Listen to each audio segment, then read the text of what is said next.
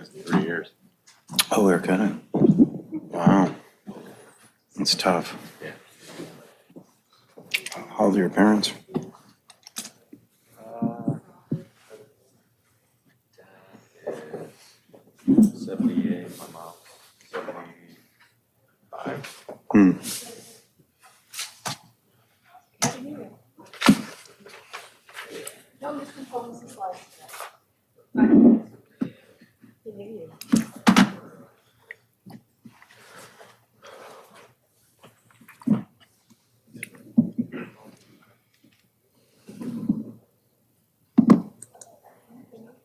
Happy New Year. Thank you, sir. Whoops.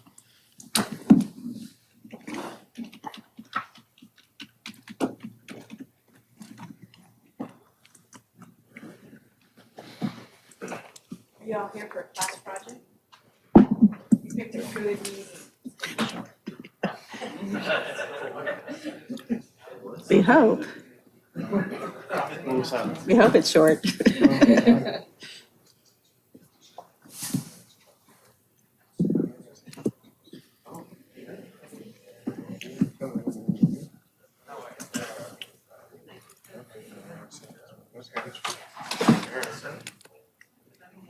What, is this screen not working anymore? Is that not touchy? Should work. It's not touchy for me anymore. Welcome, everybody. What's the Sorry, we're a little bit late. We were in closed session, starting about 4:30. But we're here now. Mr. Last name, right? And let me ask, do we have any announcements from closed session, Mike? Need to roll. Other than, Oh, I'm sorry, we're reconvening from closed session. Roll call, please. Councilmember Nierenheim. Here. Councilmember Lowenstein. Here. Councilmember Horvath. Here. Councilmember Obaji. Here. Councilmember MD. Here. Mayor Brand. Here. Thank you, Eleanor. Any announcements from closed session? the only announcement this evening is that Councilwoman MD joined us during the proceedings. Okay, I'll entertain a motion to adjourn from closed session. So moved. Second. Any objection? No. Okay, we're adjourned. So now I'd like to call to order an open session of the city council. Roll call, please. Councilmember Nierenheim. Here. Councilmember Lowenstein. Here. Councilmember Horvath. Here. Councilmember Obaji. Here. Councilmember MD. Here. Mayor Brand. Here, let's all rise and salute the flag and take a moment of silence for the poor tree in District 4 that was chopped down so ruthlessly. Maybe Councilmember Obaji will expound on that. Ready? Begin. I pledge allegiance to the flag of the United States of America and to the republic for which it stands, one nation, under God, indivisible, with liberty and justice for all.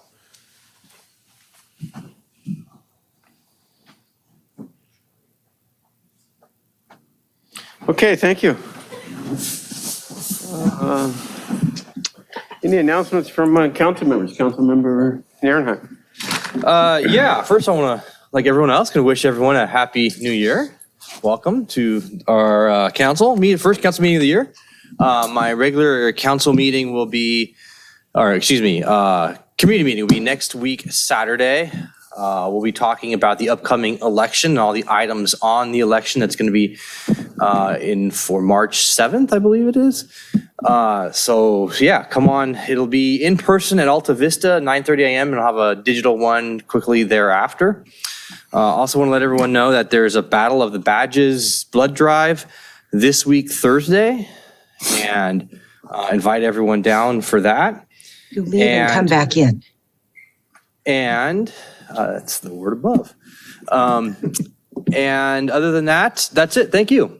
Okay, Councilmember Lowenstein. Yeah, Happy New Year, everybody. One announcement, and that is the District 2 community meeting will be held on Thursday, January 26th, 6 to 7:30. It will be in person at the Galleria, much like Councilmember Obaji's open house. It's going to be on the third floor next to AMC in the South Bay Social District's offices. And Stuart Miller from the Social District will be talking about plans for the redone Galleria/Social District. There's a model there in case anybody has not seen it yet. So I will be giving out more details in an email, but you can contact me via my city email for any type of updated information on the meeting. But again, It'll be at the Galleria next to the AMC movie theater on the third floor. You can enter via the garage.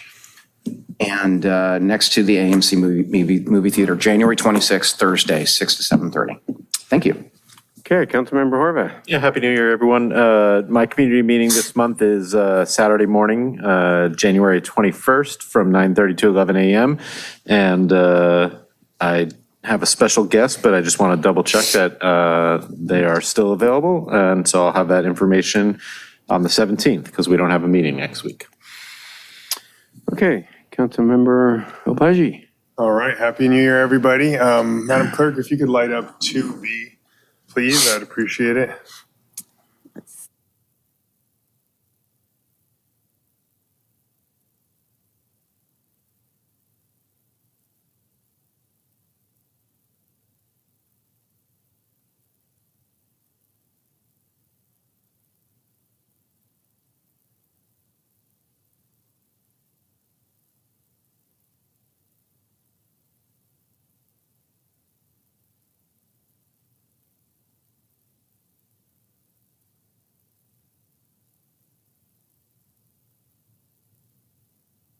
Of these trees, besides the fact they provide shade and have a cooling effect and you get increased heat island effect once this tree is gone, is that there is already a single family home on this property. And so by chopping down the tree, clearly just making way for more density in an already dense area in the city, in the most dense area of the city. So very sad, and unfortunately it shows we're working on a tree ordinance that's coming through the pipeline. I'm sure we're going to pass it here in 2023, or I'm hopeful we're going to pass it here in 2023. But this really shows the failures of generations of past on the city council and failing to protect our treescape. With that said, the South Bay Social District, the Galleria owners did submit a letter to the Metro, LA County Metro, supporting the Hawthorne right-of-way path, which is great because, the Hawthorne elevated path alternative to the right-of-way path, which is great because initially they were kind of ambivalent about, or agnostic about which way it went. And so after we prevailed upon them, Councilmember Nierenheim and I visited with them. We shared with them our letters to the Metro. They came forward and stepped up in favor of the way that all the residents are going here in Redondo Beach. And finally, a lot of the projects in District 4, the skate park, the stop signs have been delayed due to the rain, but those should be coming forward soon, as well as the repaving the basketball court repainting of the basketball court at Perry Park and restriping it to have pickleball. Should be coming up here in the first quarter of 2023. Thanks. Great, Councilmember MD. First, I want to say welcome back, Mayor. It's really nice to have you here, and I'm really glad you feel well enough to be here. That's really great. And Happy New Year to all of you. And just a question, was that tree on private property or is that public right of way? Private. It was on private property. So anyway, again, I know I said it last time, but the lighting of the trees on Artesia Boulevard were really fantastic. If we could do more, that'd be even better, but you always want more. And so I hope all of you had a great holiday. Thank you.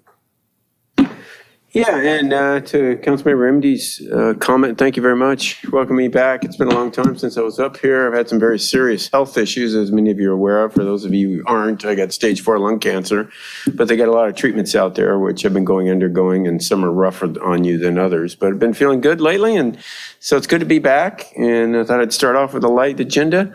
Although, every time you think someone's a light agenda, it turns midnight. So anyway, thanks for everybody's patience and their well wishes. And Happy New Year, everybody. Here we are. So with that, we'll move on to the order of agenda. Anyone want to make a motion to approve our order of agenda? So moved. Second. Okay, any objection? No. Okay, so ordered. You get that, Councilmember Horvath made the motion and Nierenheim seconded it. Next up are our agency recess meetings. First up is Community Financing Authority. In fact, that will be our only agency. The Parking Authority meeting was canceled. So with that, I'll call to order a regular meeting of the Redondo Beach Community Financing Authority. Roll call, please. Member Nierenheim. Here. Member Lowenstein. Here. Member Horvath. Here. Member Obaji. Here. Member MD. Here. Chairman Brand. Here. Thank you. Any objections to the order of agenda? Anybody? Okay, so ordered. Any blue folder items for this No blue meeting? folder items Blue for this folder items. Consent calendar, we have 4 items on the consent calendar. Again, this is a meeting of the Community Financing Authority. There are 4 items. Does anybody like to pull any items that are on the consent calendar? Motion to approve. Okay, there's no takers, and there's a motion to approve the consent calendar. Is there a second? Second. Second by Councilmember Nierenheim. Okay, all in favor? Aye. Any objections? Okay, there you go. So there goes our consent calendar. That's been approved. Public participation on non-agenda items. Again, this is Community Financing Authority. Anybody like to comment about anything that is not on the agenda?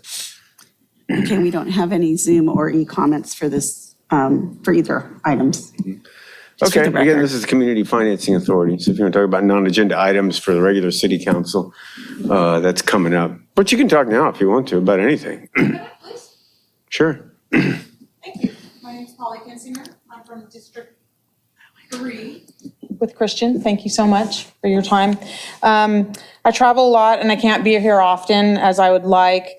And I probably won't be here until after the recent coming up election. And so I just wanted to thank Christian and Laura MD for their committed connection to our city and for your support and the way you have treated us as members of this community. We feel really connected to you and you're really able for us to approach and we're thankful. I'm thankful for your commitment to us and I'll miss both of you very much. Thanks. Okay, thank you. Any other comments for under non-agenda items for the Public Financing Authority? Good evening, Mr. Mayor, members of the council, staff, Eugene Solomon, Redondo Beach.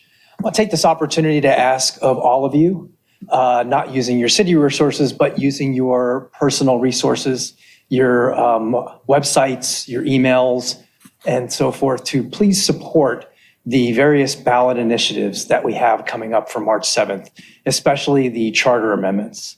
They are a long time coming. There's a very big consensus behind it. It was unanimous vote on behalf of the Charter Review Advisory Committee for these amendments. It was a unanimous vote by all of you to support putting these amendments on the ballot. They will update processes within the city, many of them, that will greatly improve and enhance the responsiveness and efficiencies of our staff, with members of your district, improve the projects that can be put forward, and just make the city a better, more rounded place. And it's been a really long time coming. It's been 20 years since we had our last Charter Review Committee. It's been a long time since we've had anything on the ballot. 2014 was the last time. So please use your personal resources if you support these initiatives to help get the word out to your community members to get them passed on March the 7th. Thank you. Okay, thank you. Anyone else on non-agenda items? Okay, with that, no public hearings, old or new business. Any referrals to staff? Okay, with that, I'll entertain a motion to adjourn. Second. Okay, any objection? Okay, there you are. We are adjourned from the Public Financing Authority meeting. Back to our regular council meeting. Roll call, please. Councilmember Nierenheim. Here. Councilmember Lowenstein. Here. Councilmember Horvath. Here. Councilmember Obaji. Here. Councilmember MD. Here. And Mayor Brand. Here, thank you. Blue folder items. Do we have any blue folder items Yes. for this meeting? We have for J1, public participation for non-agenda items. We have some public communication. For N1, related to the records retention policy, there is the how to use retention schedules, records retention schedule legend, and then IT retention schedule revised. And that's it, Mayor. But the other thing I just wanted to mention to the public is that we are having a little bit of technical difficulties in the sense that right now you don't see any of the names. It'll probably flash up. One of our equipment sort of died today. So anyway, so I won't be looking at this screen. I'm going to be directing Doug to put the information on the screen if we need to. Okay, just so you know. Okay. Thank you. All right, is there a motion to accept the blue folder items? So moved. Second. Okay, there's a motion and a second. Any objections? Okay, so ordered. On to the consent calendar for the regular meeting. There's only 3 items on the consent calendar tonight. Is anybody like to pull anything? Any takers, any motions to approve consent calendar? Motion approved. Second. Okay, there's a motion to approve the consent calendar and a second by Councilmember Nierenheimer. Is anyone in the public who would like to speak on the consent calendar items? It's only 3 items. So much. Yeah, we have none for Zoom or public or e-comments. Okay, with that, I'll hold a vote. Councilmember Nierenheim. Aye. Councilmember Lowenstein. Aye. Councilmember Horvath. Aye. Councilmember Baji. Aye. And Councilmember MD. Aye. Okay, so there goes our consent calendar item, no excluded items. Now, public participation on non-agenda items for the regular city council meeting. Is there anybody who'd like to speak on non-agenda items in the regular city council meeting? Okay, I have some cards here. First up is Holly Osborne. Good to see you, Holly. And after that is Rainey Crosby. And then the third card is Eugene Solomon. So Holly, Rainey, and Eugene. And then whoever else wants to come up. Good evening. This is Dr. Osborne from District 5. And I want to thank all the members again for supporting the resolution or the recommendation to put the Metro down Hawthorne Boulevard and not on the row. And I've got for your, I've got another reason why the row is bad tonight, which I'm not sure you guys are aware of. I sent you all, I hope you have it, a diagram of the row at 170th Street in Lawndale. As you know, in 2018, the row was measured, it's very narrow there at 75 feet. I went and measured it myself with this low-tech device, doesn't need batteries, it's 60 years old, it was 75 feet. At the August open houses that Metro put on, they didn't put the charts out immediately, but when they did, suddenly the row became 81 feet in that area. Now, 81 is greater than 75. So I don't know how these environmental impact reports work, but I suppose if nobody caught it, they could claim 81 feet and start taking properties from people, or their backyards or their side yards. 6 feet is a lot.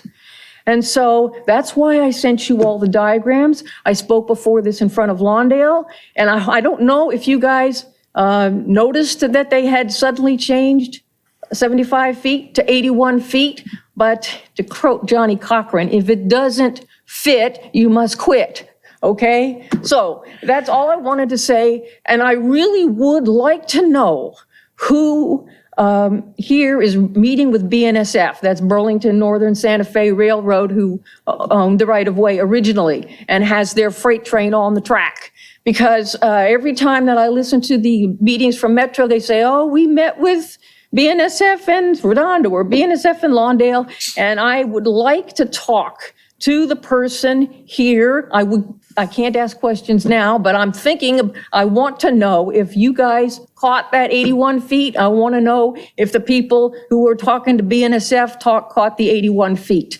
Because that is either sloppy engineering on Metro's part, or they sent it to somebody who was trying to really be careful and was told to put it in as small as possible, and he didn't realize that he was supposed to be under 75 feet, and he just came up with 81 feet. I have no idea. I'd like to talk to somebody. Thank you.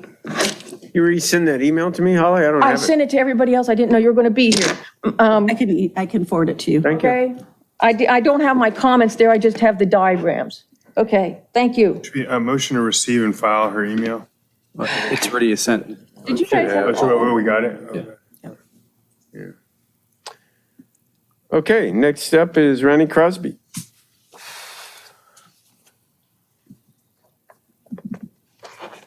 Hello, my name is Ronnie Crosby. I think I've been in front of most of you guys before. I'm a senior at Redondo Union High School, and I'm here on behalf of Alcove Beach Cities.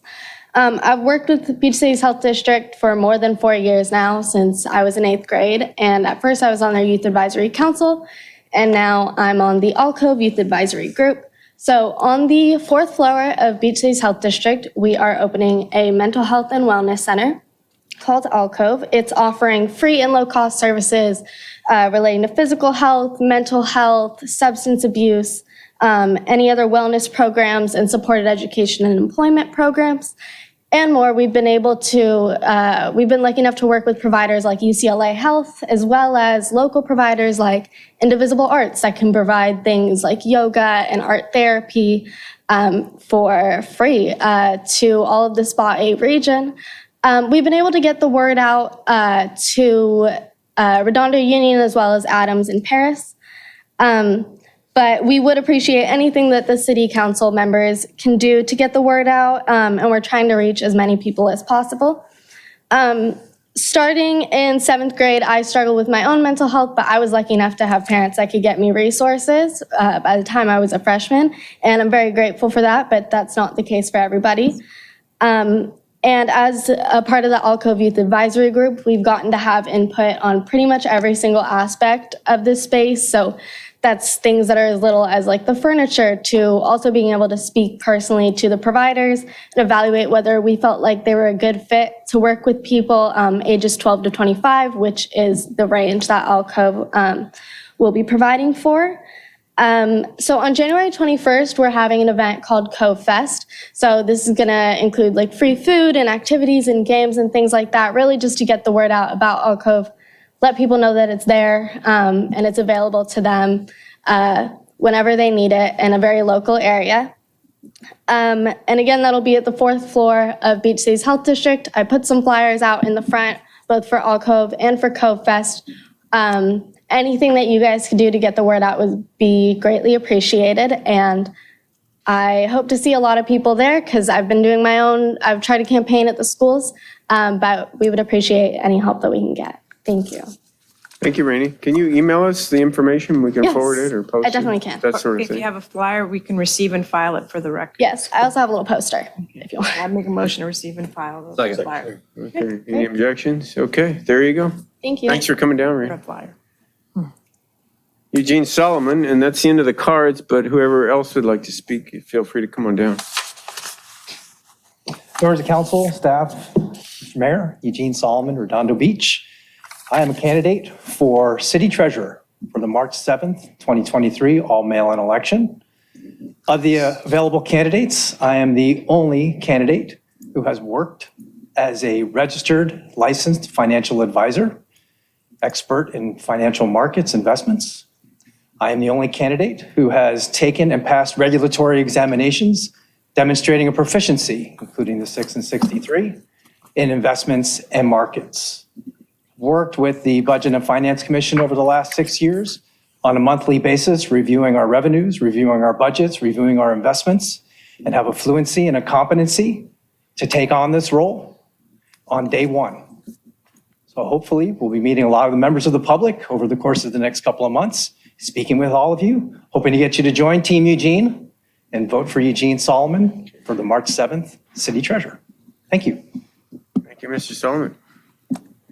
Okay, anyone else in the audience who didn't submit a card would like to make a comment on any item that is not on the agenda? Come on down. Anything online there, Eleanor? Let's see. We have none on Zoom. Get over here.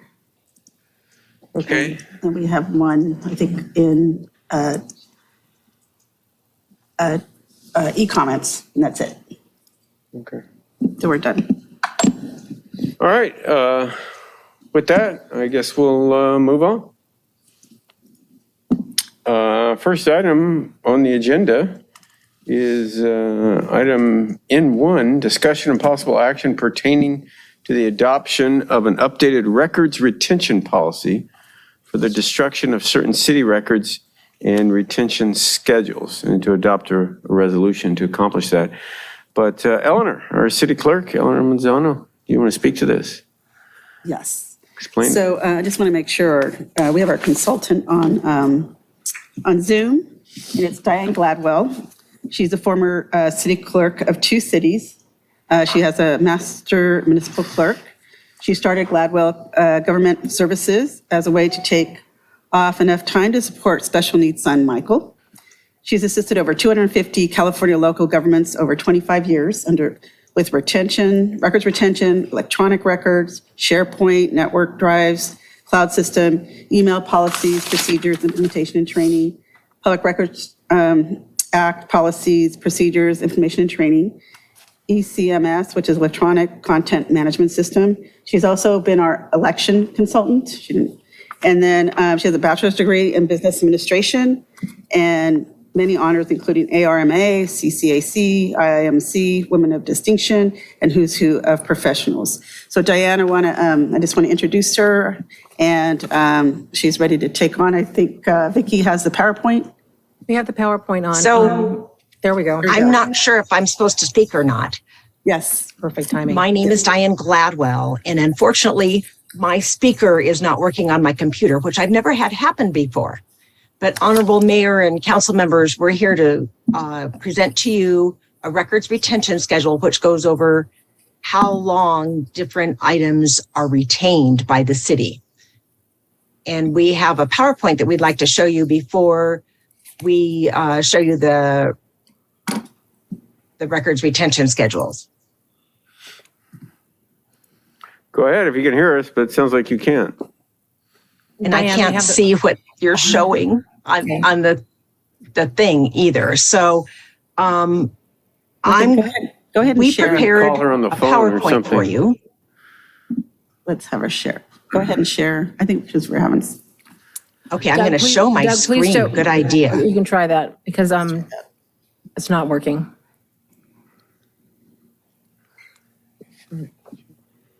There we go.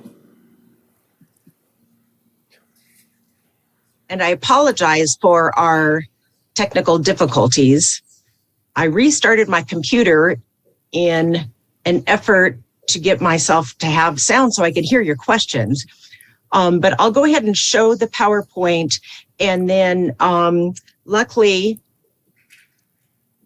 Vicki is texting me. So we're doing this blindly. This is my background. I've done records retention for over 250 cities. The records retention policies ensures the records are protected. It eliminates duplication, it improves efficiency, and reduces costs. So it's a really good government efficiency program. We want to highlight 2 different changes that we're making in the old records retention schedule. And the email database was at 30 days, and you can see that is in red strikeout. And we're now proposing it's at 2 years instead, which is better for the public. And it's just technology has improved to such a point that the city can now afford to store all their email for 2 years. The other change we've made is made video and audio meetings for 20 years instead of either 4 years or 30 days. Again, because of technology changes, the city can afford to store the data longer. And keep in mind that the minutes are the permanent record of the council meetings. We're open to your review and questions. There's a how to use records retention schedules. There's a legend. There's a citywide schedule that's used by all departments. And then each department has their own schedule. They've all been reviewed with the city clerk's staff. And the resolution we're asking you to adopt tonight is standard business practice, where you adopt the records retention policy and then the city implements it and has a destruction approval form, but they still have good checks and balances, because before any original record is destroyed, it has to have the written approval of the department head, the city clerk, and the city attorney, and then the record's destroyed. So the records aren't destroyed until they have the written approval of all those 3 officers. And then future amendments would be made to the schedules with the written approval of the department head, city manager, city clerk, and city attorney. And that would update the records retention schedules. And my husband has gotten his computer to work so I can hear your questions. So Bob's going to go ahead and turn up the volume so I can hear your questions now. Well, thank you. Thank you for that quick, concise presentation. I guess I can ask Ellen, I got a question. Is our city attorney, so he's not here right now, does he support this resolution?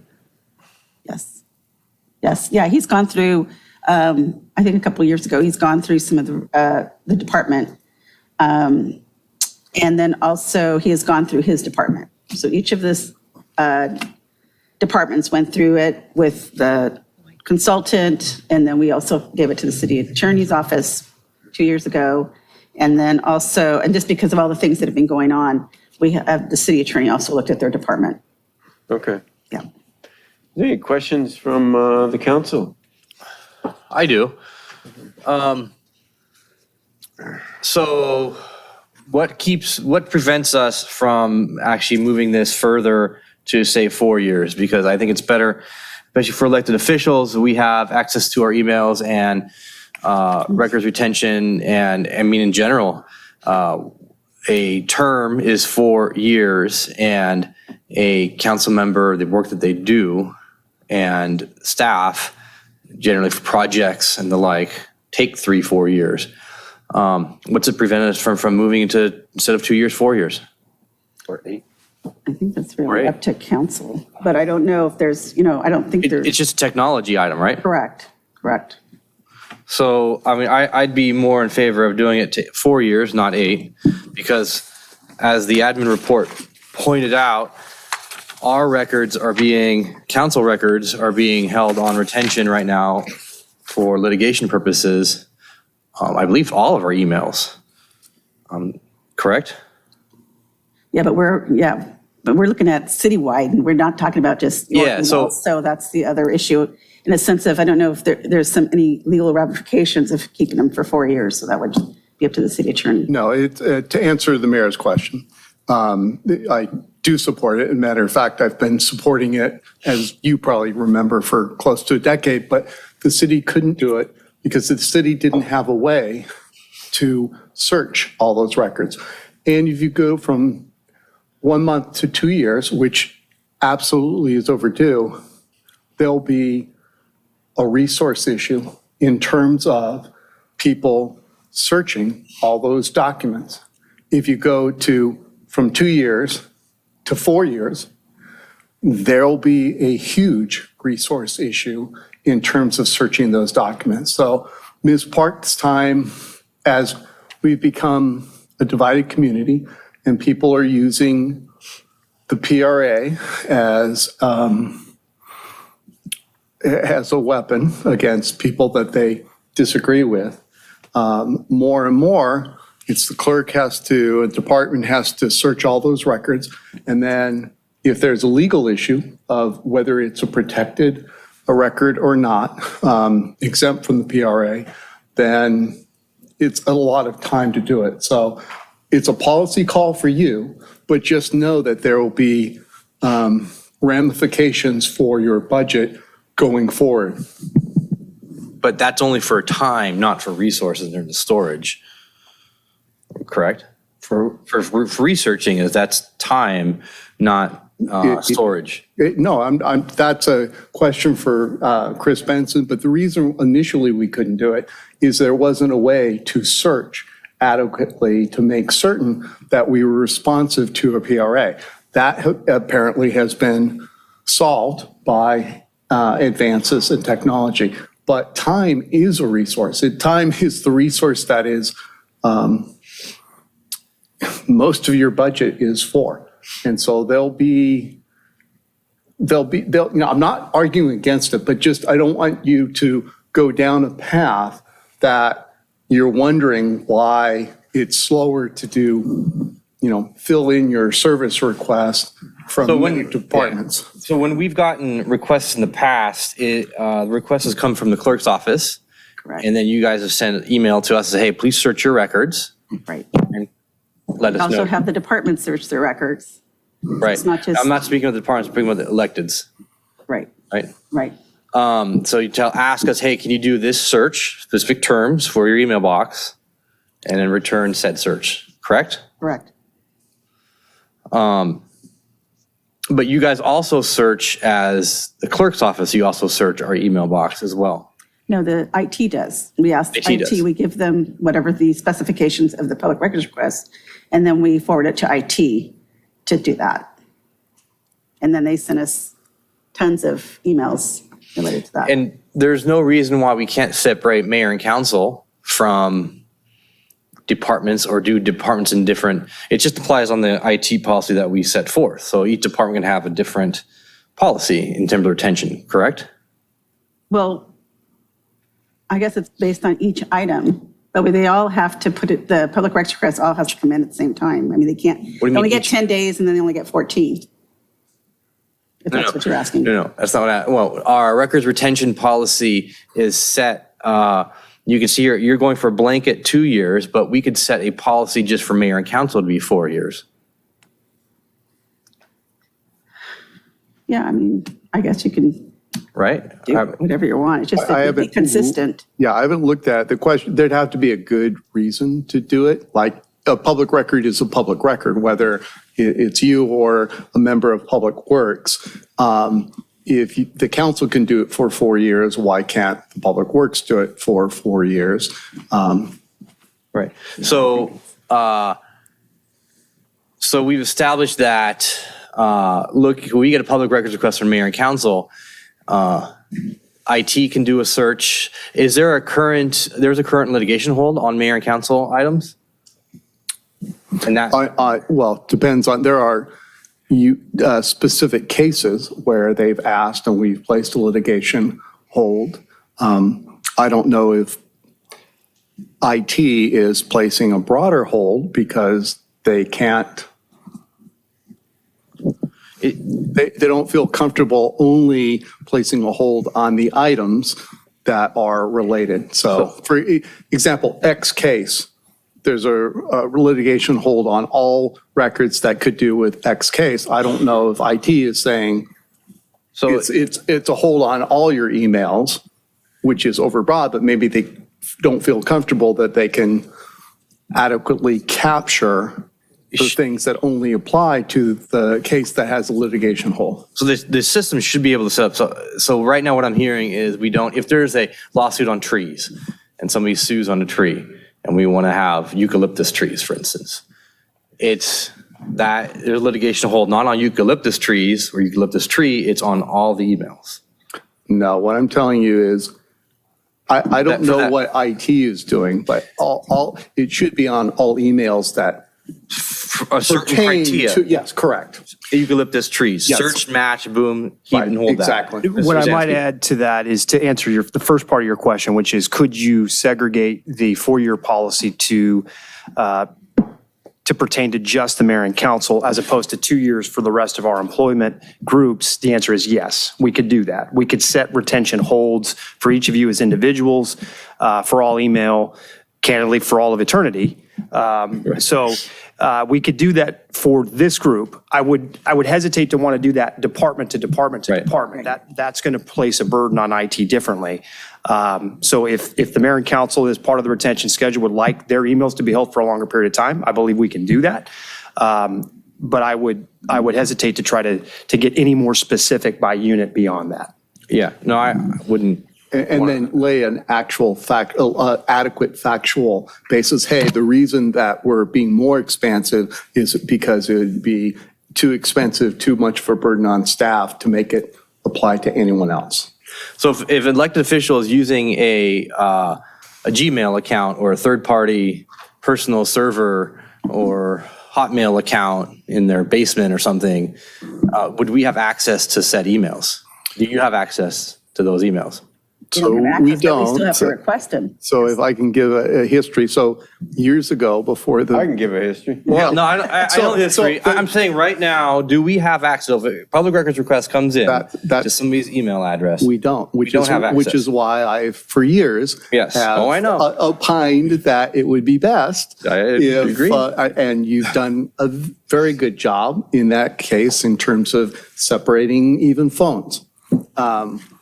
So we talked early on when you were first elected. So my advice was to only use email accounts. Some had a number of people who sat up there have not followed that advice. Some, there's been no difficulty at all in being responsive to public records. Some, there's been difficulty. So, I mean, is there any law that we could use to force elected officials or people to do all their business on city email? Or since they have their own office? I'd have to research whether or not anyone has. I don't know.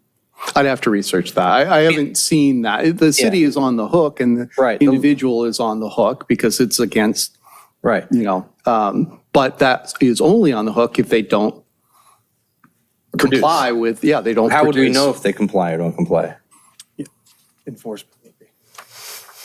Subpoena their computer. Yeah, so that's the reason I think why you went to the two phones, because it's that worst case scenario is they can subpoena. So for example, with then Councilmember Brand, he discussed city business on a personal computer.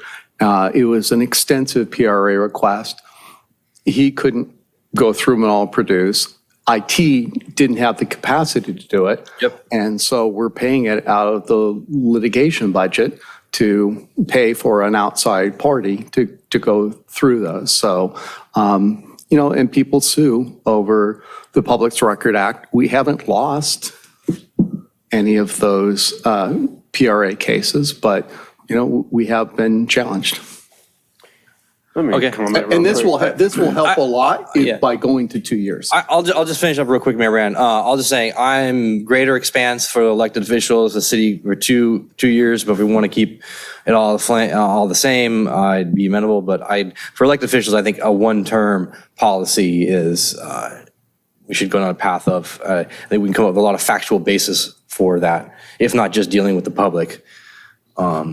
It's better customer service because we are the front lines on dealing with the public. So, Mayor Rand. Yeah, and we want to be as transparent as possible. So what happened in my case, there's a state law. I know a lot of people, anybody who's looking at this probably completely lost. There's a state law, the Public Records Act, right?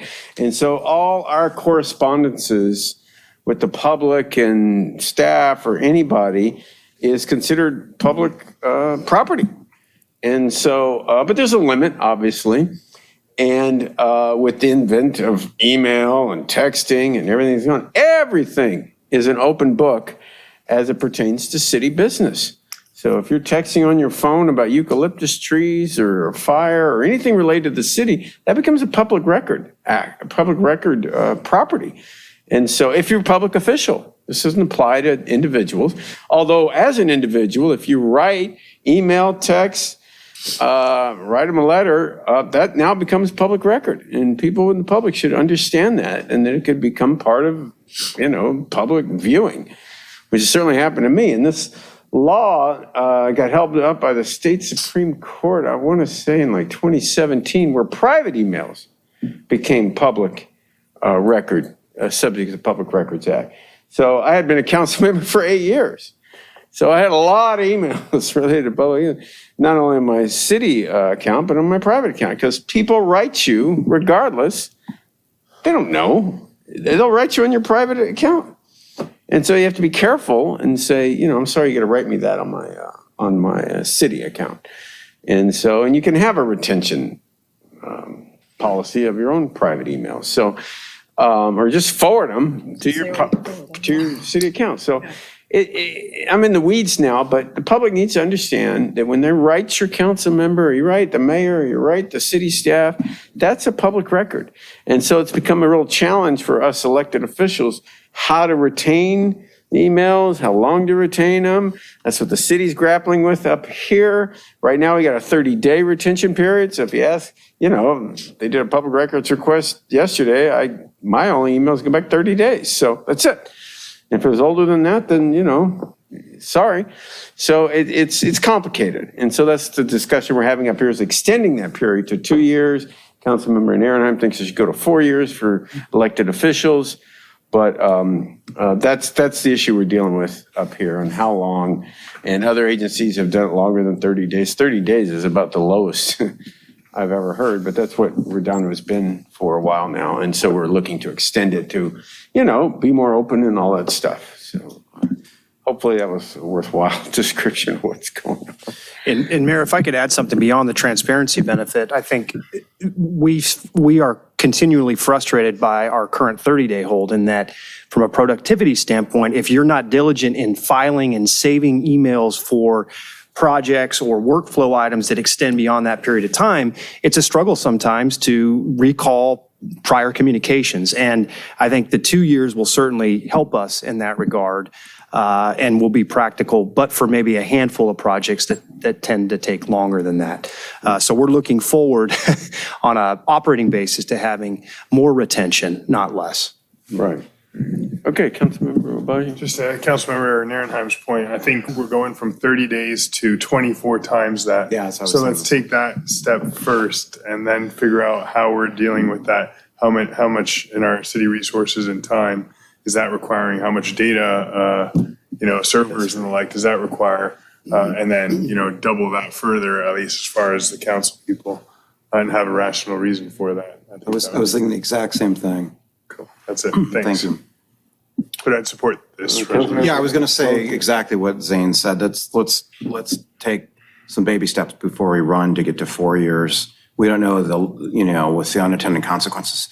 Besides the storage, I mean, if it's just us, it's not a lot of storage. If it's the entire city going to 2 years, then 4 years, that's millions of emails. And then you have to have the software to read through it, to go pull things out. It's going through a lot of records. People, PRAs are not only just for us, but it's for, communication with Public Works or other legal type requests. So I would recommend going to 2 and not 4 right now. The other thing is, and I realize this is less to do with retention than it has to do with display, but it's really hard to find old meetings on the website. I mean, they end after I don't know how many months, but with the new content management system, since we're saving 20 years worth or whatever it is, let's make sure that people can search 3 or 4 years back, because I don't want to say it's bad, it's atrocious. You can't find anything that was more than, 12, 18 months. And, a lot of us, I don't have the memory I used to have. And so when I want to look up something that was a couple years ago, because a lot of things, with time, with COVID, everything moves fairly fast. I don't know how to find it. And I have people say, hey, when was this? And I'm like, let me search, and I can't find it. So I'm hoping that the new system, whenever we get that, we'll be able to. Another item that will have benefits operationally. We oftentimes, as staff, go back to original council discussions to determine final motion making and to understand the context and rely on that to draft resolutions and the like. And having access to some of those old archives is going to be helpful in that regard as well. And the other thing is that, our system should do this, but it doesn't. Indexing. So if you all know what indexing is, it'll link an agenda item specifically to the video, and I don't see that it does it really well. It's supposed to, but it doesn't do it too well, so. I'll talk to you offline just to get the areas or what you've been trying to look at, so we can get that figured out. A searchable database should pull up all, I don't want to get into too much detail, but you go to a news organization, they say, find me all these stories about parks in 2015, and you just put the search query in, and it'll spit out 30 different news stories. Ours should be able to do the same thing. So anyway, but if we're going back 20 years and we're going to hold stuff, then let's make sure that's searchable and not just sitting on some server somewhere. Okay. So I know, I think some of it, which we'll have to go review, is that we've had different agenda management systems. So we'll double check and see if those are still linked. So we'll double check on that. Okay. And then make sure it's an easy access. And just, I don't know if you know, but Prime Gov was bought by Granicus, just FYI. Who was that? Again, Eleanor? Prime Gov, I think one of the agenda management system. I saw it on during the holidays. They were bought by Granicus. What do you mean, rock solid? No, I think it was Prime Gov also. I think Rock Solid's a different company. It is a different company, but they just got bought by Granicus, and I actually had conversations with them, multiple conversations. They have a great system They were, I didn't They read were, that. the Yeah. founder of Rock Solid 'Cause I'm- was the founder of Granicus. right. But anyway. Adopt resolution Well, number. hold on. Look, is there any comment from Councilmember Imdy or Councilmember Horvath? No, because I can't see the lights. And let's take public comment and make your motion. Anybody from the public want to discuss this issue?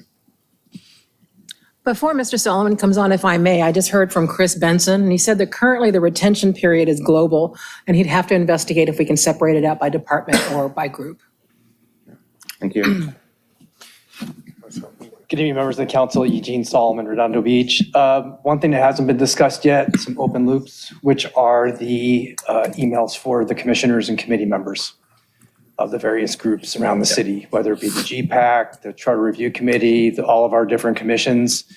We supposedly have emails for the commission members, but none of us, to my knowledge, have used them. When we get communications from city staff with our agendas, it comes to our personal emails. There was an effort to make a public records request when we were of the GPAC members, myself and a number of other GPAC members had public records requests made of us that were unrelated to the GPAC agendas, and we ended up not producing those because there was nothing to produce. It wasn't anything that the GPAC was discussing. But this is an open loop that hasn't been discussed. So if this part of this is for the purposes of facilitating and making it easier to search these records and retain these records, then some sort of protocol or practice should be installed to begin rolling out those emails to the commission and committee members, having all of us use them so that when a public records request may come in the future for that, it's closed loop like you're describing. Thank you.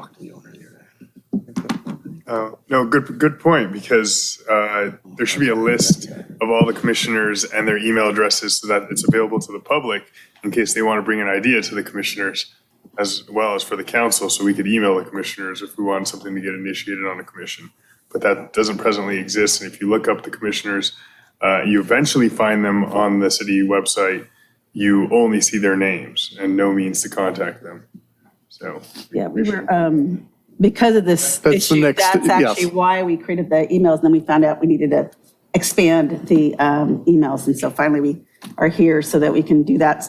They're already set up. We just ready to All go right. Well, once this is I'll approved. make a motion to adopt resolution number CC 2301-001 by title only. Second. Okay, is any more public comment on this item? So I have no e-comments and then I have no Zoom.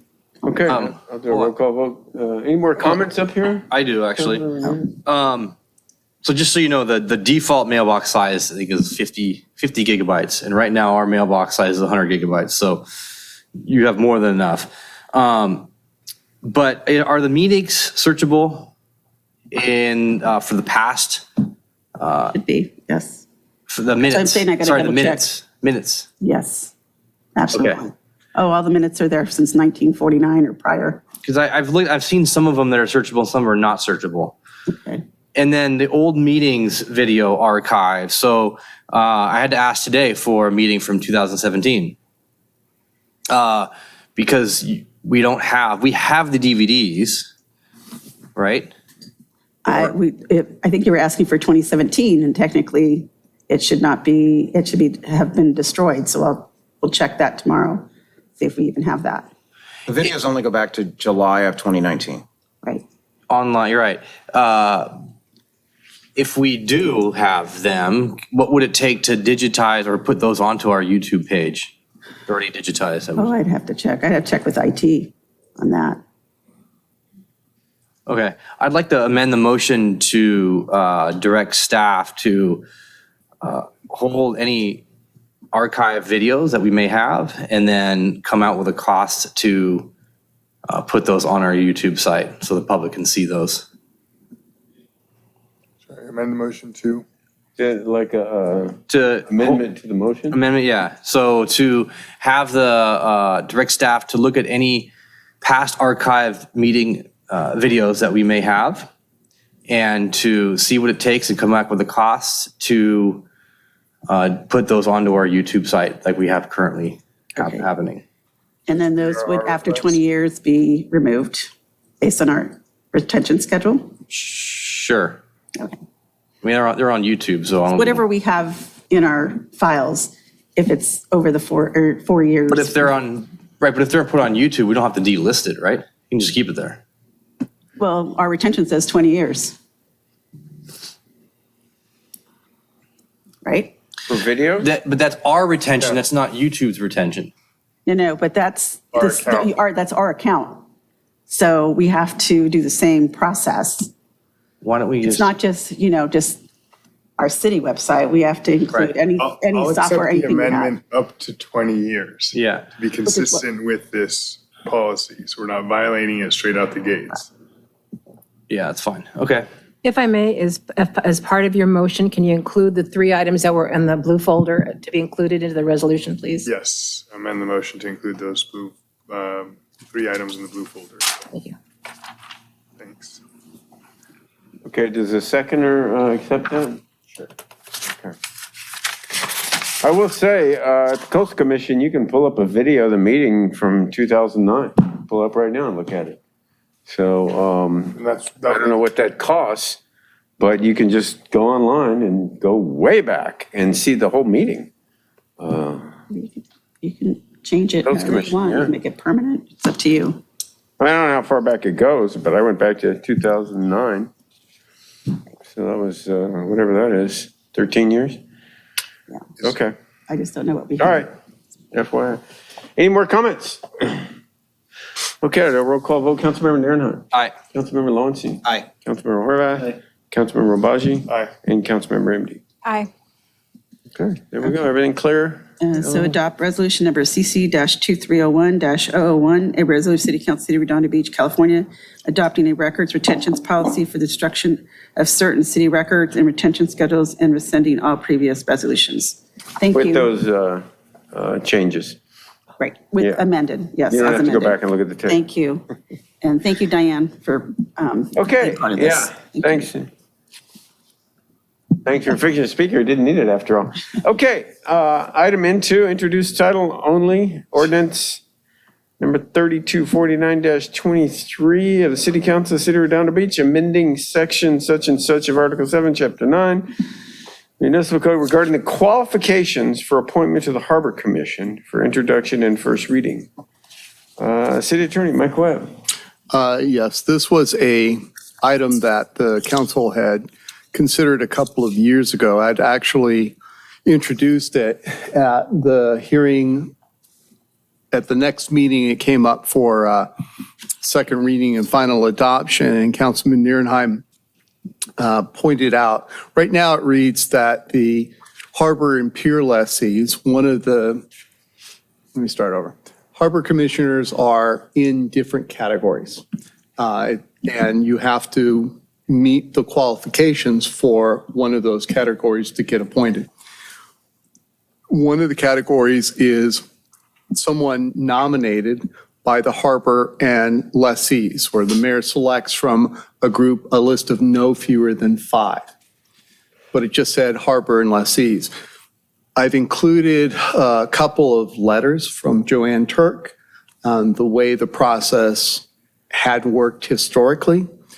Councilman Nierenheim asked a question, is that still a current organization? It is not, with the passing of Joanne Turk. After the last harbor commissioner was appointed to this position,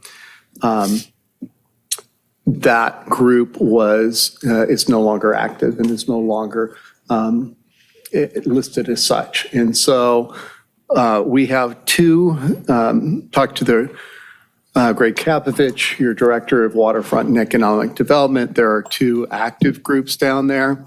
And what this would do would allow the King Harbor Lessees Association, in consultation with the Redondo Pier Association, both valid or current organizations, to submit a list of no fewer than 5 names. Now, on occasion in the past, they submitted less than 5 names. And so the question is, if they submit 1, does the mayor have to choose that 1? This is to make it clear, if they don't submit one, no later than 30 days before the close of nomination, then it's declared a at-large position and the mayor can appoint whoever he or she wants. There's no magic to it, just more certainty the better. It's not set to become vacant until September 30th of 2024. But Councilman Nierenheim had asked a question a few months ago about where is that? This was just one of the things. It's not urgent because you got plenty of time. And when I found out that there was only one discussion item, I thought this would be a good council meeting for you to take it up again. But you can have one organization, you can have a different organization, just however you want to have it. What problem arose, Mike, was that the organization, as you said, kind of didn't exist anymore, but somebody wrote a letter kind of quasi-representing them, suggesting a person, and so it might be more or helpful to say who they is in terms of, like when you say the Harbor Pier Association, they can submit somebody. Well, if they stop meeting and they no longer have, official whatever, you know what I'm saying? Does somebody just step up and go, well, I took meeting minutes and I'm part of that. And so I think this person, so I nominated a person. Right, and so this is designed, but it's up to you to how you do it too. Right now, it just says that on a list, the mayor selects on a list of not less than 5 names to be submitted by the harbor and pier lessees. Such a list to be approved by a majority of the harbor and pier lessees. So when originally this come up, the city clerk and I talked to Stephen Proud, and there wasn't really in Mr. Proud's view, there wasn't really an efficient or effective way of having a vote from all the lessees. I think there could be. You could have a survey monkey from all your lessees, but what had developed over time was Joanne Turk submitting the list. The problem was the last time it was, I think during COVID, I think they weren't meeting, if I recall correctly, and they submitted one name, and was to That's reappoint. what I'm trying to address, and so this says now if they don't submit 5 names, then it becomes an at-large position for that term, and the mayor can pick whoever they want, so that they don't force the mayor to pick, someone, a particular person. So it's written, this amendment is written to address that concern and to address Councilman Nierenheim's concern, but you don't have to, you can rewrite this however you want, but it's designed, the draft is designed to address both of your concerns. I guess what I would like to see is some kind of qualifier in there for, let's just use Harbor Pier Lessee Association. If they've had, 7 meetings in the last year or however many meetings in the last year with posted meeting minutes, so that we know that it's not just one person left submitting 5 names and then we got to choose from that. And I'm Mr. Katsovich isn't here. That would be some kind of qualifier. I don't know. But we have a lot of, in my experience, the city has a lot of things that don't necessarily get checked on because it's not part of their day-to-day thing. So I don't know that the harbor department is going to follow up to find out if they, so that's why it's like, hey, you have plenty of time to, it could be advanced because the current incumbent is running for elected position. It could be conflicting with his position on the Harbor Commission. So, it may not be until September 30th, but it may be until September 30th. Or now the council can remove a person, at will with no cause. So, it's good to have that in place before this happens, but it's up to you. Maybe just backstops like that. Yeah, it would be good to find out. Like, hey, the guy's the only guy representing him, and he's running for council, and he's putting himself on the harbor commission, and, where the council could come in, hey, whoa, time out. Right, but you're going to want to make certain, just like with anything else, or, if you write it in law, make certain it gets enforced. And in this case, it would be, I imagine, the waterfront department that would be tasked with making certain, in conjunction with the clerk, that they've met the 7 times and they have posted meeting minutes, and they don't work together in the normal course of business that much. And so I could see that, if and when, we have a new waterfront department and a new city clerk, I can absolutely see a future council. It's like, oh, well, what do we do now? I have a list, but they haven't. That's what I'm trying to avoid. Right. It happened to us. Yep. All right. Is that the end of the report? Any council member in there now? Did you? The public, Mark Hansen's here. He usually Okay, has anybody in the something. public like to comment on this? We had this very problem here at the council with an association that Mark is dissolved. Hansen, King Harbor Boater, I can help. Okay, a little of the history in the admin report, and as repeated by the city attorney, it's not quite right, okay? And so we probably want to get that cleaned up, because it's always horrible if we don't clean that up, then people are going to look at that document later and think that was right. I didn't have time today to find the dates, but the general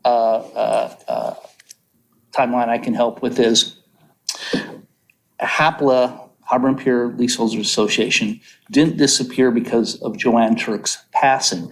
HAPLA broke up long before that and became the King Harbor Association and the Pier Association, okay? So it broke up long before that. All that happened when Joanne passed away is that the King Harbor Association, that one association, it lost its leader overnight. Mary Ann Guthrie stepped in to take over after a little bit of a power vacuum, and now Chris Bredesen is in there and doing a great job, where they had basically an almost non-existent website. He's got a way cool, good website going and putting all of our harbor events up. So, and then in 2016, Joanne came up with the 5 names. You've got that letter. And then at a Redondo roundtable meeting, she brought the list of 5 to me, asked for my opinion on it. She said she liked Kilroy the best of the list, acknowledged that he didn't own a business in the harbor, but just he had such great background. I says, I'm with you, Joanne. He's a good guy. It doesn't matter that he's not a harbor business guy. He'll just be strong, okay? And so you guys approved him. So I hope that helps a little bit with the history. I do support the staff's recommendation this evening. I spoke in favor of that exact thing however many months or years ago. By the way, tonight I did alert both the Harbor Association, the Pier Association, the 4 marinas, and the harbor commissioners that this was getting a first reading tonight. So I think by first reading, maybe you're going to wait, make a decision later. And I have no idea if people I just mentioned were all alerted, but I already got a couple thank yous from them to be alerted. So we, maybe give them some time to chime in case they got an opinion. I like what staff is recommending. As long as we're opening this one, okay, maybe a little beyond tonight's scope. And so what I'm going to suggest is when we bring this back, you might open the scope of this just a touch. Opening up some flexibility on that list. We got that huge list that says we can only have 1 person from each of these qualification levels. And I can tell you from being involved with it for 23 years, sometimes that's very frustrating because we will have some super qualified candidates we'd love to have on Harbor Commission, but their qualification is the same as someone who's already there, and so we can't use them. And staff, I don't think, has the wherewithal. Can I steal a little more time from you? Yes. Go ahead. Taking a few minutes. Yeah, staff doesn't necessarily have the wherewithal to play what I call the shell game, right? And say, well, look, this guy, and this is happening for, we'll have a commissioner has 2 or 3 potential quals, okay? But the new great person we want can't get in because we used one of those 3 quals. We could have fairly easily just changed the qual on that other person and made room for the other guy. It's probably unrealistic to think that we're going to have staff do that kind of hard work. And so my simple suggestion to you is when we bring this back is let's look at opening up the flexibility on those quals a little bit and maybe say that 2 people, okay, can be in each of those quals. That would be a simple answer to that. Next up, I wanted to mention the voters on it. There's 4 voters on there now, and often, and this has gone on for 23 years, when they're building their subcommittees, often the non-voters, okay, great, smart people in their own fields, but they will turn to the voters and say, wow, you guys have way more history. Why don't you guys be on this? Sometimes we have voters who would be very, very valuable to us, but again, their qual is already taken by somebody else. I think I would put in a sentence that simply says up to 3 members can qualify under the voter rep position, okay? So you can see two things I'm recommending there. Open up the quals, that 2 people can be from each one, and allow 3 people to just come in under the voter. Final thing I want to mention is leases. While you're going to take a look at this stuff, another great thing to look at is the powers and duties of the Harbor Commission has 3 paragraphs saying that the Harbor Commission is supposed to be giving the City Council advice on new leases and subleases with firms doing business within the harbor, and leases and subleases relating to harbor lands, facilities, improvements. None of that has been happening for years, okay? All they look at is conditional use permits, okay? So what I submit to you is fix this one way or the other. Either X out those 3 paragraphs I just said and says, guys, that's not your job, or we need to have staff sending that stuff and you guys sending all these leases. As it is, after you guys make decisions, Harbor Commission gets told about it. So I think that's another good thing to add. I got a few opinions for you on this one tonight, huh? Thanks, guys.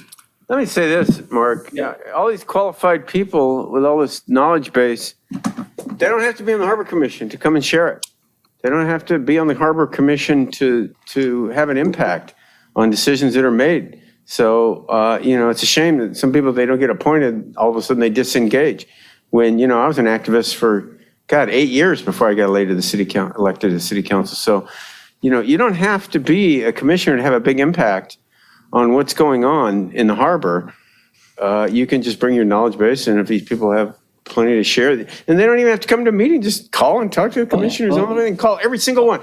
And that way they're more powerful actually than individual commissioners. Well, and you probably, all of you can probably think of some of the folks who have come for several years trying to get on a commission, but they show up here. So yeah, I think plenty of people do that. I can think right now of a couple who came over and over and over giving comments, waiting to try to get on a commission. Absolutely, Mayor. Yeah.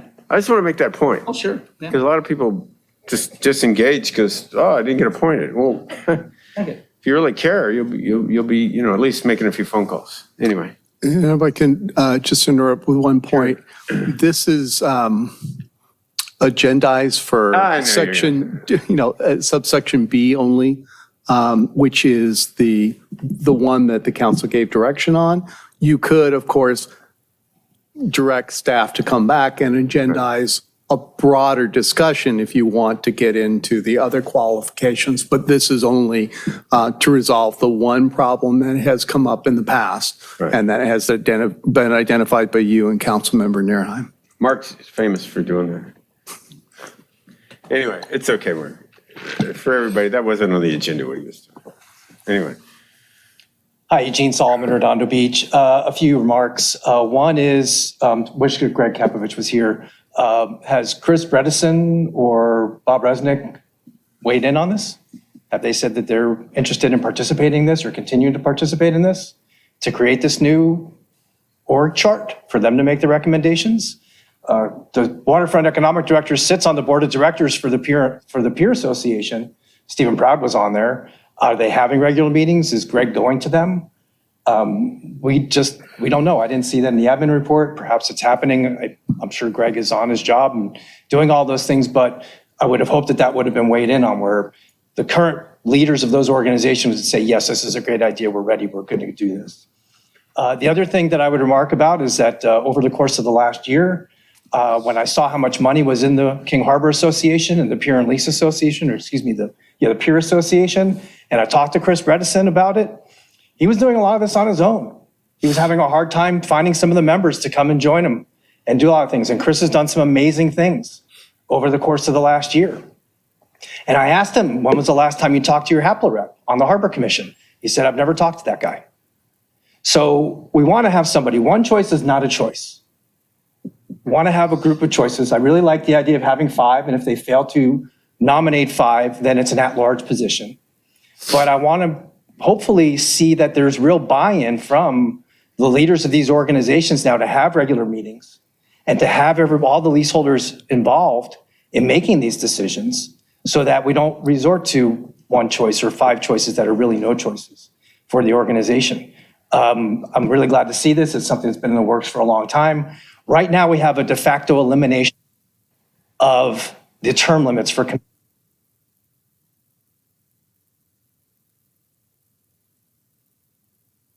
so this will help forestall some of that in the future unless they keep nominating the same people and it ends up being just one person. So these are just some things to consider in your discussions. Thank you very much. Thank you. Any more public comment on this item? Anything online, Eleanor? Mike Wazansky, sorry. Yeah, I can tell you this. I mean, Eugene's absolutely right. The associations have had some sporadic meetings. It's been irregular. I think the goal is to try to get that back on track and to be more consistent in that respect. So Greg's part of this, unfortunately, couldn't be here tonight. He had an issue with his mother that he had to attend to. So ideally, he would have been here to speak to that directly. But, his recommendation has been consultative as part of this with Mike. So, yeah.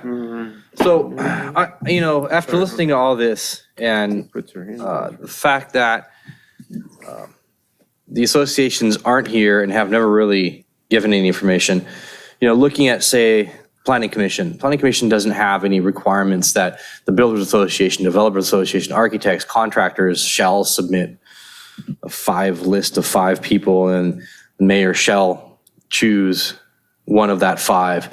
In fact, the mayor can choose, going back to all the commissioners, the mayor can choose anyone that he or she wants. They can choose someone who hasn't even put in an application, actually. But this is constraining the mayor to only choose of the 5. Well, what happens if 4 of them on there aren't really interested or aren't fully qualified? Then you only have 1, and that might be the entire intent of the group here.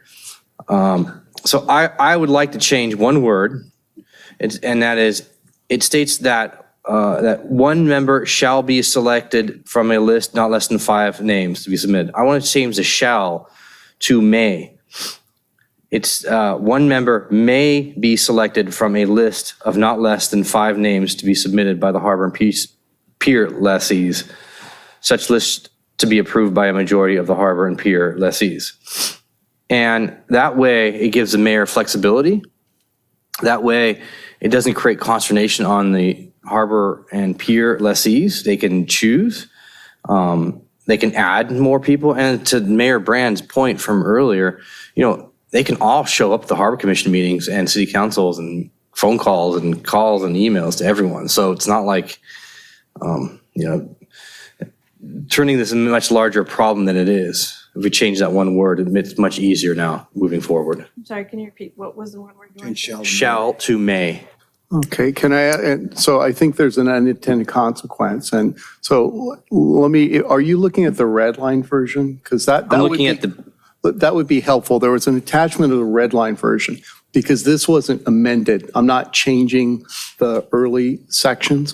And the unintended consequence is they give 5 people. The mayor wants to do 2 of them. If you say 1 may be selected, does that restrict the mayor in putting one of the other 4 on? So that may be an unintended consequence. So it currently reads, 1 member shall be selected from a list of not less than 5 names to be submitted by the harbor and pier lessees, such list to be approved by a majority of the harbor and pier lessees. The problem has been that wasn't happening. So I gave the letters from the defunct organization just saying, hey, this is the way it worked.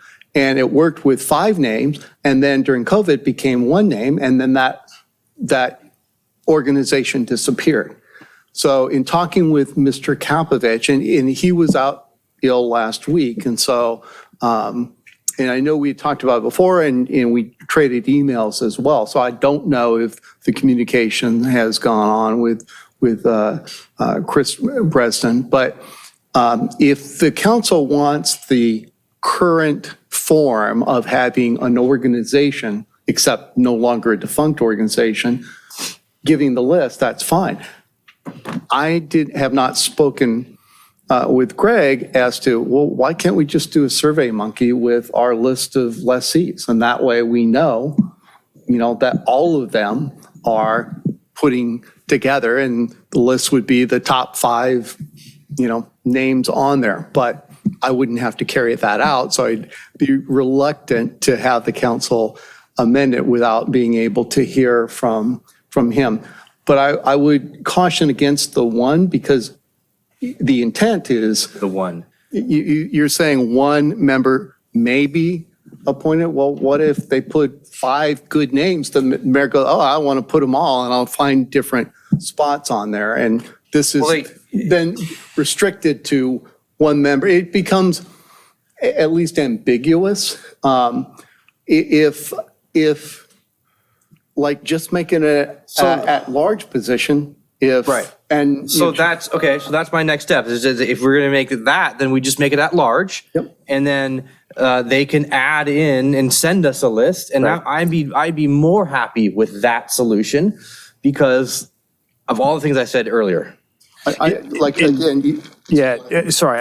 was going to add is, I think our goal here was to fix a problem, right? We have a very narrowly prescribed provision today that's become problematic.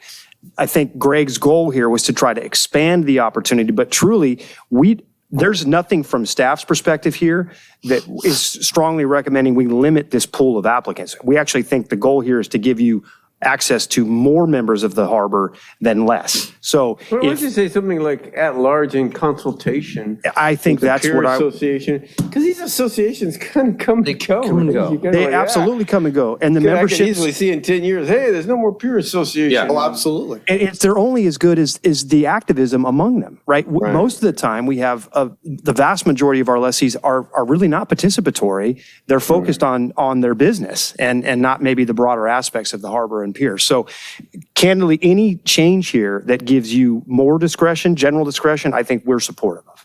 And I don't have a stake in this at all. So I don't care what you pick. The advantage of the list of 5, if they complied with it, is it's transparent to the public who the lessees would want to see on there. And if the mayor goes a different direction, then they'll see that too. It's up to you, and this isn't, we had time, and this was kind of a messy discussion. The mayor's vote doesn't have to be accepted either. I mean, those are subject to council ratification, approval. for lack of a better word, by the council. And candidly, if the council's struggling with this change tonight, I would say let's continue this. Let's talk again. Let's think about it some more. If you've got a strong inkling to strike this provision and be more global, that's fine too. Again, our goal here is to give you access to a broader group of individuals. Yeah, and so if that's the council direction, because then we'll talk to Mr. Kapovich and come up with a way to make it, have them involved, but not restrict the mayor in doing that. Remember, this was actually passed for first reading in slightly different form. And then that's when it's like, wait, that group isn't still active. And so we verified it wasn't still active. I'm sure when they passed the ordinance with HAPLA in there, nobody imagined that HAPLA would ever be gone. Right. Bam, it's gone. Well, see, but I want to they didn't put HAPLA in the organization. They said from a majority of the peer and lessees. And that at some point, the past practice became, okay, HAPLA is going to give you the list. But at some point, that may have no longer been the majority of peer and lessees. And that's why I'm saying, hey, if the council wants to make certain the lessees are like, why not do a Survey Monkey where the ones that want to be involved? Survey Monkey in the ordinance? Well, okay. Well, no, it doesn't have to be in the ordinance, but it becomes, we leave the ordinance alone except for, except if you don't have a top 5 generated by, a poll of the harbor and pier lessees, then it becomes at large. The problem is we didn't have a what if they don't submit. We don't have what if they don't submit 5 names. And I would be concerned candidly about us sort of controlling that process to a degree. One, it's extra workflow, and two, the goal here is for staff to be responsive to the commission as an advisory body, not to sort of control kind of their entry to appointment either. So the goal here is to get us removed from that process. I mean, to the point made by Eugene, Greg sits on both of these boards. The city right now, as the direct owner of many of these leases, is kind of the largest stakeholder in both of these associations. So, we don't want to be handpicking commissioners. We want that to be a policy community process to some degree. We don't necessarily want to be driving that. So, it would be just like the clerk doesn't hand. Right. We're creating we're setting up a way for an electorate kind of process, right? But that's on. Are you done, Nels, or did you? No, want to so make a I'll make a motion? motion to direct staff to come back to changes to get rid of this particular appointment position and to change it to a list-based, volunteer list. Or more, maybe as in consultation with. With the various associations. If they want to provide a list, they may. So, okay, so these not- two organizations are encouraged to submit a list. Yeah. And the mayor can either choose from the list or not. They could submit a list for recommendation. What's the name of this commission position? Well, the King Harbor lessee. Well, I don't want to put a name. Just put in here as the one member. The harbor.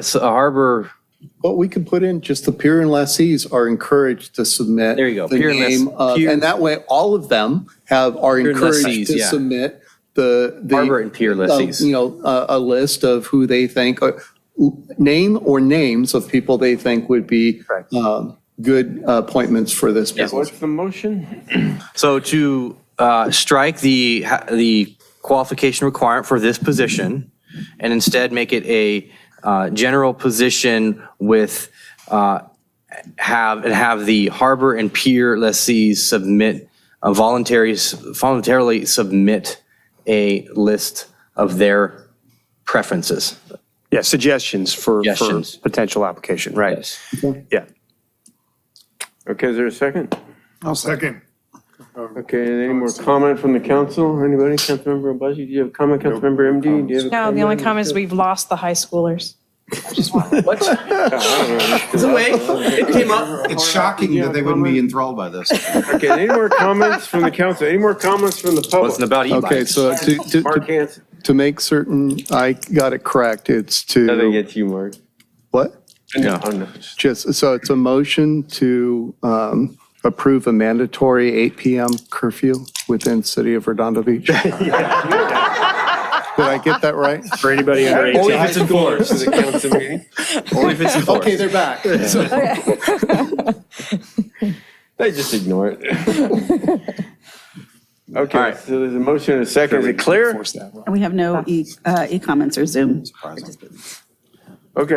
I'll say a roll call vote. Councilmember Narenheim. Aye. Councilmember Lowenstein. Aye. Councilmember Horvath. Aye. Councilmember Obaji. Aye. And Councilmember MD. Aye. Okay, there you go.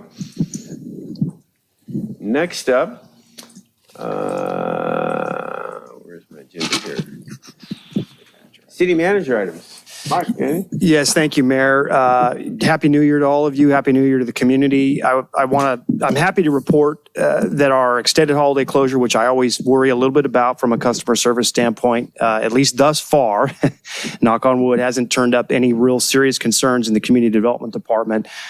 We were able to get the word out, and I hopefully provide early service before the end of the break or right back to it here this week. Our public works department, as usual during the break, was quite busy. As as you know, with the storms and some of the rain and wind events that we've had, we've been very busy picking up palm fronds and clearing storm drain inlets and the like. Big thank you to our police and fire department. They called an emergency preparedness session in advance of the storms to prepare for possible contingencies, closure of the pier, closure of certain access points around the waterfront and then the marinas. Thankfully, we did not have to execute any of those contingency programs. We were knock on wood again, pretty okay during the first rain event. We are preparing again for activity tomorrow and Thursday potentially. Thus far, tide lines have held pretty well in check with current wind and current. So we're feeling pretty good about that. But as usual, our emergency crews were busy during the break while City Hall was closed. So that said, the feedback's been positive. Our employees, I think, are coming back refreshed and ready to get to work on what will be a very busy 2023. A couple of announcements as it pertains to the chamber. You may have noticed, although we did apparently have the glitch with some of the link at the clerk station. Each of your stations now has an ability to toggle and directly search your existing computer and display on screen now. So you don't have to actually bring your own device to do displays. If you have particular items that you want to search from the dais, you will be able to do that from your dais-based computers to simplify things. I know a lot of you do preparation and bring that in, and that's okay. That can continue, but you now do have the ability to display from your computer devices on screen. You may have also noticed the auditory environment has changed. We installed new speakers in the chamber over the break because we did have the down period. I have been told by our technicians that our detectable audio has been significantly increased while your microphones are on, so bear that in mind during future meetings, but we did get some of that work done. And that pretty well, other than some troubleshooting clearly that we have based on today. So Zoom maybe had some issues. Other than troubleshooting, we're nearing completion, punch list completion here of the chamber project. But other than that, we're looking forward to what will be a very busy meeting on January 17th. We are, as a reminder, dark next Tuesday. No council meeting scheduled for the 10th. You are off. You will have the meeting on the 17th, and you will have your public hearing on the proposed Catalina Avenue project on January 24th. That is a noticed scheduled public hearing for the 24th. So no meeting on the 10th, back at it the 17th, and then again the 24th. That concludes my remarks. Okay, thank you, Mike. Mayor and council items. Anyone have items for the council? No, thank you. Sure. Any referrals to staff? Depends what it is, Zane. Zane, you got a referral to staff? Yeah, a BRR for either mid-year or the next budget. This is prompted by a Beverly Hills City Council member who bragged to me about how much money the city was making off the red light cameras. Is what would be the cost of either red light or right on red without stopping light camera, the cost acquired and also the revenue potentially generated by it. Those have been challenged. I was going to say, I thought those were challenged. I generally speaking say yes to everything, and this is a no. Yeah, I'm going to say no. That's why they can't be enforced. Yeah. People voluntarily have to answer to it, so. All right, well, that's not going to pass for no reason. All right. All I know is I heard that they were deemed illegal. The city of LA pulled them, stopped writing the tickets based on cameras. But it's just anecdotal information and all of a sudden. They're still issuing them in Beverly Hills. Okay. I think they voluntarily pay them, the dumb ones. I have a referral. Okay. You have a referral? Yeah. Okay. Oh, go ahead. I'm sorry. So that's a no then on that? We're clear? No. Okay, Yes. that's a no. Sorry, Christian, I thought you were talking about the. I have a referral. I would like to bring back by March a discussion and potential resolution to declare June Pride Month, and potentially also celebrate it by raising the Pride flag along with the American flag at our pole. Okay, is there a motion? Or a second, sorry. I'll second it. So we're just declaring June as Pride Month? Is June, Juneteenth also? That's totally separate. That's just a day in June, not It's a a month. day in June. Yeah. Got it, okay. Okay. All I right. just tested for my office. Thank you. Thanks, Vicky.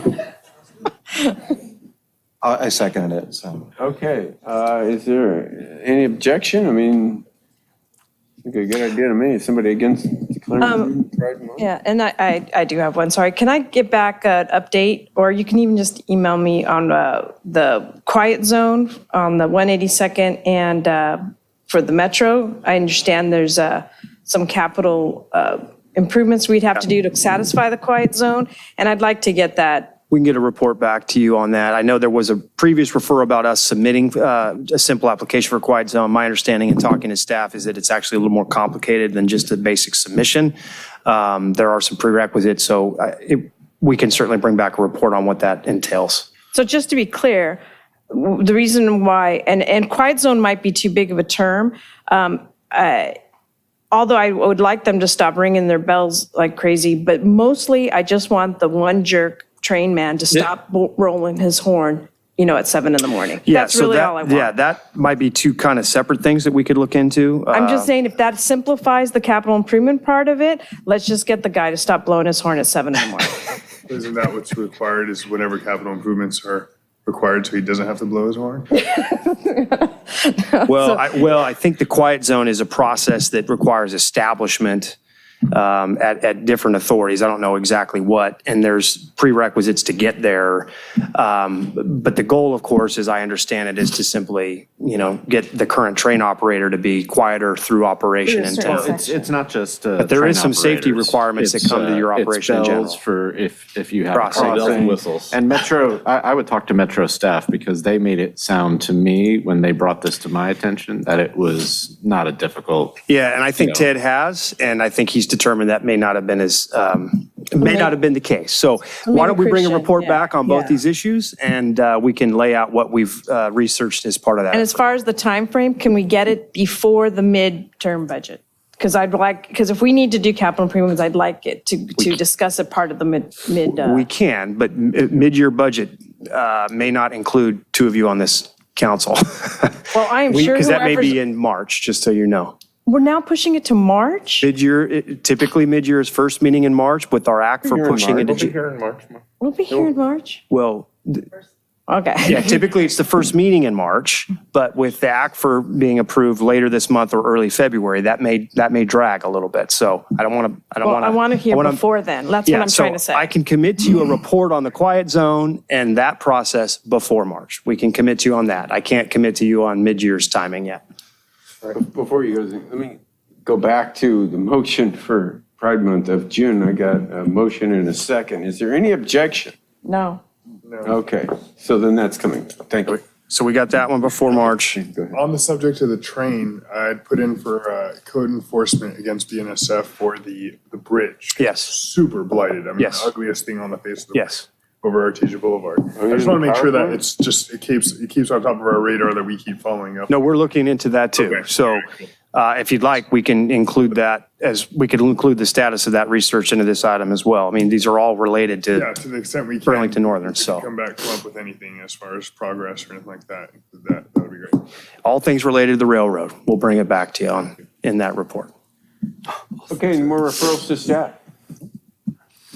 Okay, well, with that, folks, I guess that's, I'll entertain a motion to adjourn. Second.